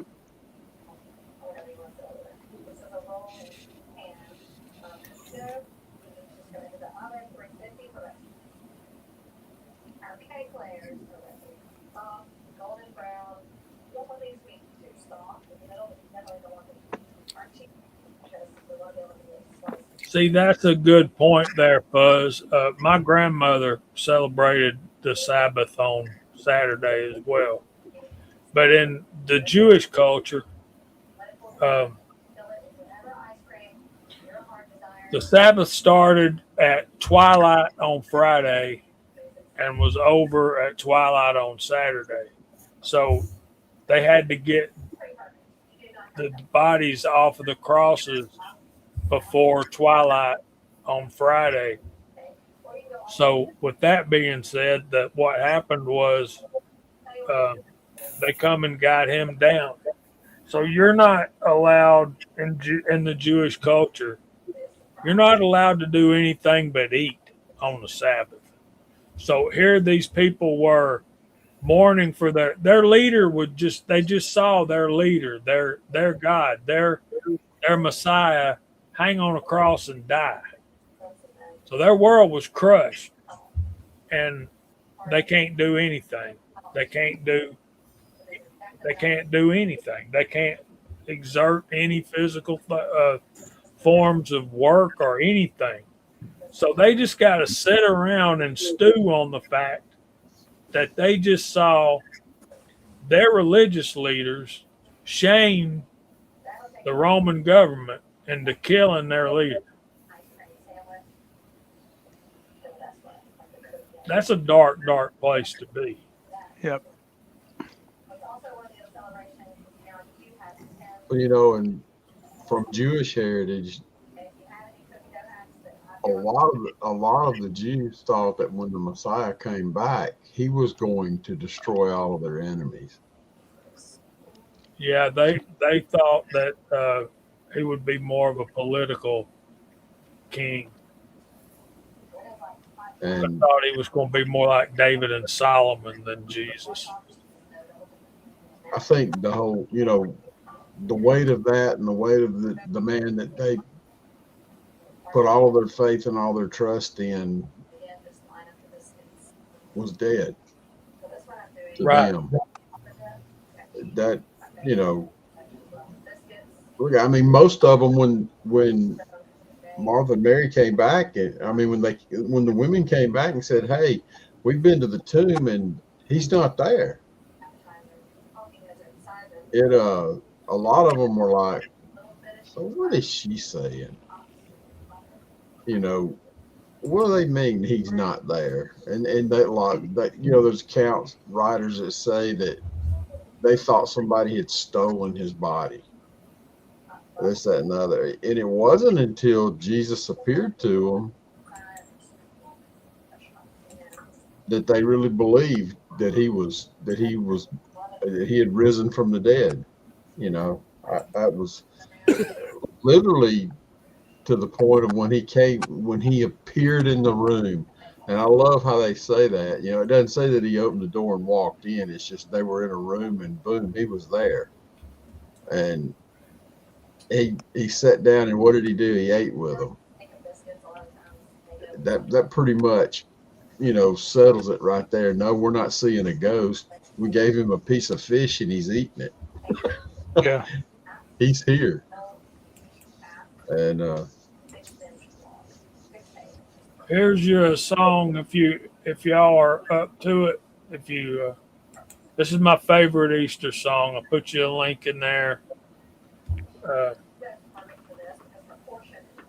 It's Gaither vocal band, Guy Penrod. Then came the morning. It'll change it. All right, we got to get through the room. We got 10 minutes to sign off and get clear the deck for Chad and all the boys over at Let's Talk About Bench Rest. Dad, you want to go first?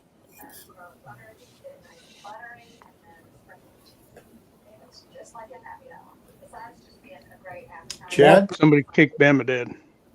You go, Walter. You know you always get us started so well. Okay. Hey, we got kind of rinse and repeat going on over here at Casa de Viejo. We got a Good Moldy Monday coming up for you on Monday over on the Rumble channel.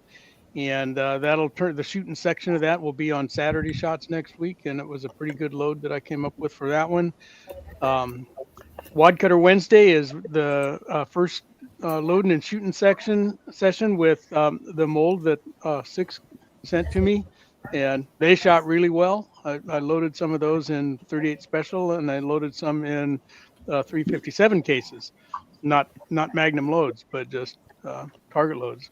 And then Friday, I think I've got to free the few for this Friday too. I'm running out. I got to cast some more and leave some sitting on on the bench over there so I can do free the fuse. But playing with that thing back there, I got that 3D printer. Gonna be messing with that. I'm learning as I go. I've been making a whole bunch of these little goodies to take to the range and give away as little earplug holders. I stick a set of earplugs and give them to folks at the range. They're kind of fun to make and they're easy and they don't cost nothing. So a little bit of plastic. So that's what we're doing here. Are you awake down there yet, Mark? Bama Dan, you up? I am. Talk I'm to here. us. What do you got going on, buddy? I be honest, I was just actually reading back through some of what Jamie had done, and you know, there was a tradition in our family, on Sunday morning, first thing you wake up, we would say, he is risen. And of course, the other person would respond and saying he's risen indeed. And of course, when you go to church, there was a whole lot of that. And people said it, you kind of like ready to get out of here.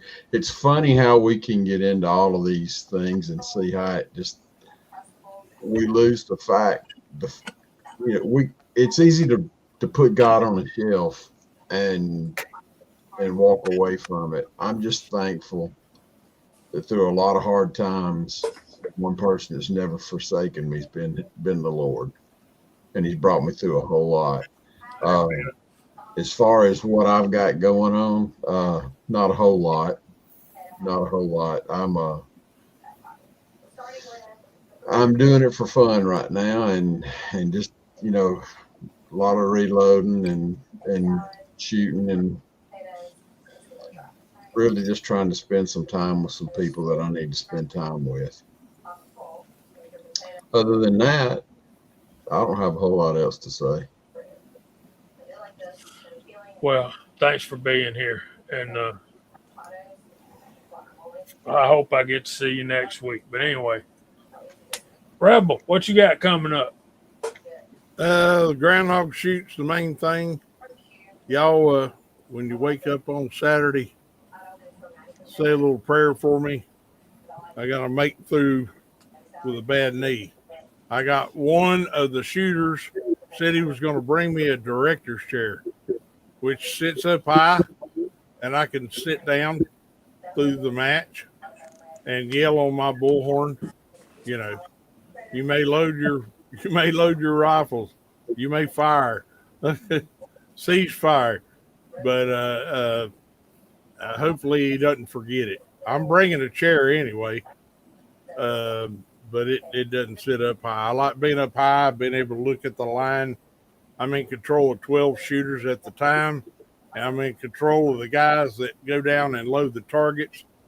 So I have to make sure they're safe, and just pray we have a good match and everything comes together, and the food truck gets there, and the hot dogs are good, and the funnel cakes are good, and my wife's not going to be able to bake pound cakes this year. So last year she baked 4-pound cakes, and we ended up with some left over. So maybe the guys get a little tired of pound cakes. so they ain't gonna get no pound cake this year. You know, they can get whatever the food truck makes them. But working on a custom rifle right now. Lesson learned: selling off one barreled action because it had some problems, and it was one of my first custom rifles I ever bought.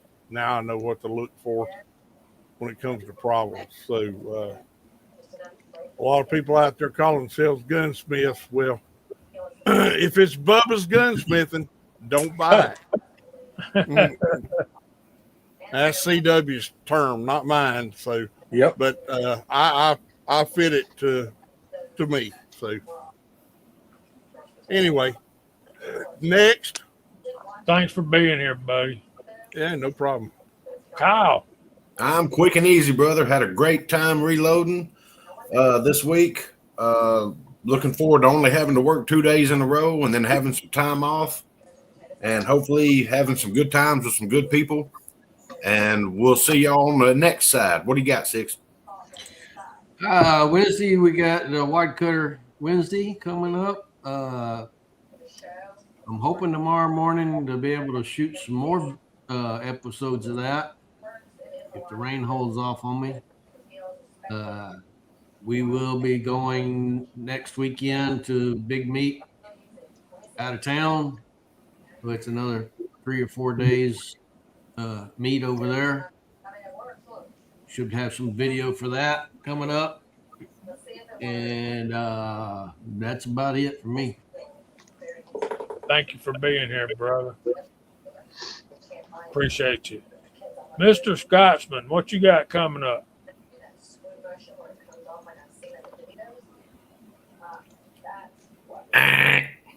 Mr. Scotsman, what you got coming up, brother?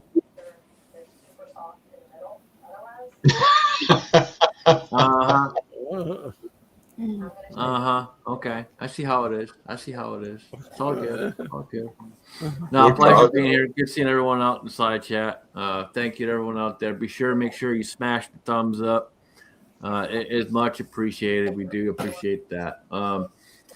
I do have hopefully have a video coming out this week. Picked up another single action here a while back.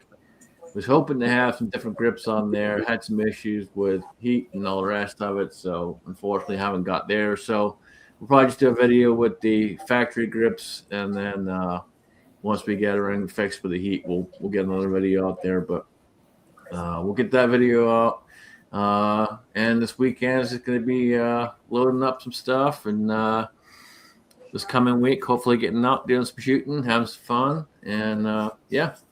Always good to be here. Good seeing everyone out there. Y'all stay safe, stay vigilant. Thanks for being here, brother. CW, what you got coming up, man? I've got some videos on that 300 hammer, and so far you've only seen the good. Well, the bad is about to start. Oh, So stay tuned.